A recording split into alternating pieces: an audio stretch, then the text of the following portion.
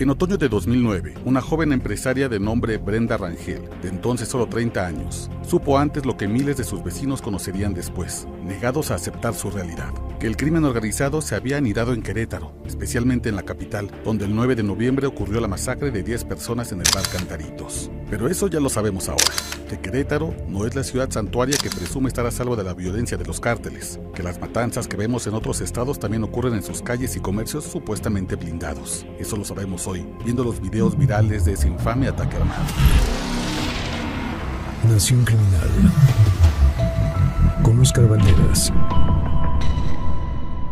Pero hace 15 años, Brenda Rangel lo supo de primera mano y desde entonces ha gritado que Querétaro es otra narcoentidad. Gritos que llegaron a los oídos de un país sordo. Brenda Rangel es la primera mujer mexicana nominada para los Nobel Women's Initiative de los Derechos Humanos, una galardonada de Amnistía Internacional por su activismo por la paz. Pero en 2009 era solo Brenda Rangel, la hermana de Héctor Rangel, con quien compartía el negocio de la venta de ropa. Su familia solía viajar a Estados Unidos, comprar ropa de marcas que aún no llegaban a Querétaro y la vendían entre sus conocidos con éxito, tanto que se volvieron uno de los clanes comerciantes más conocidos de la capital. El 10 de noviembre de 2009, Brenda planeaba cobrar una deuda adquirida de un viejo cliente, 90,000 pesos, algo usual en un negocio informal como el de ellos. Pero a punto de hacerlo, su hijo pequeño se sintió mal y su hermano Héctor tomó su lugar.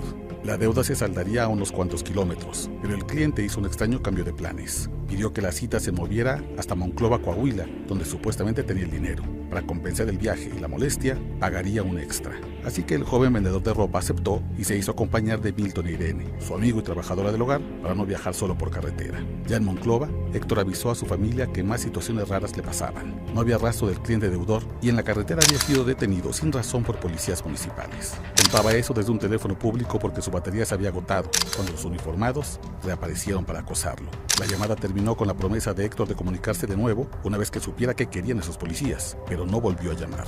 Al día siguiente, Brenda y su familia viajaron a Monclova para descifrar ese largo silencio.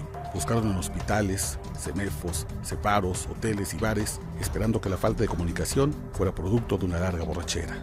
En cambio, se toparon con que en aquellos años un grupo criminal controlaba a las policías municipales y les obligaban a aplicar una macabra clave secreta, llamada 92 Sierra, una creación de los Zetas.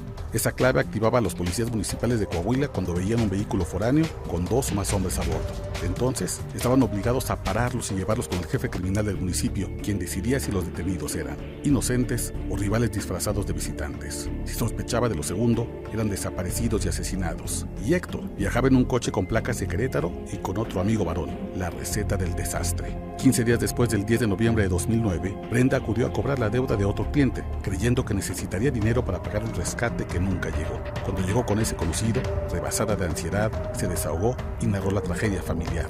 Ella solo buscaba alivio, hablar con alguien, un consejo, pero se topó con que ese hombre conocía al otro primer deudor que llevó a Héctor hasta Monclova. Así es como la joven Brenda descubrió que desde hace 3 lustros, una célula de los Zetas operaba entre Coahuila y Querétaro, que su negocio eran los secuestros, las desapariciones forzadas y la extorsión, y que su hermano Héctor era una de sus víctimas. A diferencia de los Zetas en Coahuila, los Zetas en Querétaro tenían pinta de hombres y mujeres honorables, una apariencia inofensiva, un comportamiento falsamente decente. Aunque la gente de Querétaro intuía sus negocios sucios, los dejaron pasar porque sus buenos coches y sus buenas casas mejoraban la imagen de la ciudad. Así, los Zetas queretanos se infiltraron en escuelas, iglesias, restaurantes y la vida cotidiana. Querétaro se acostumbró a ellos rezando el mantra de la ceguera. Acá viven sus familias, por eso no hay violencia. Y les abrieron los brazos, hasta que desapareció Héctor, y luego Antonio, Selene, Francisco, Mariana y más. Hasta que los Zetas fueron desplazados y su lugar fue ocupado por el Cártel Jalisco, el Santa Rosa de Lima, los Templarios, los Beltrán Leiva, el de Sinaloa. Entonces, los desaparecidos llegaron a más de 3,272. Los asesinatos repuntaron y aparecieron las masacres con víctimas contadas en 2 dígitos.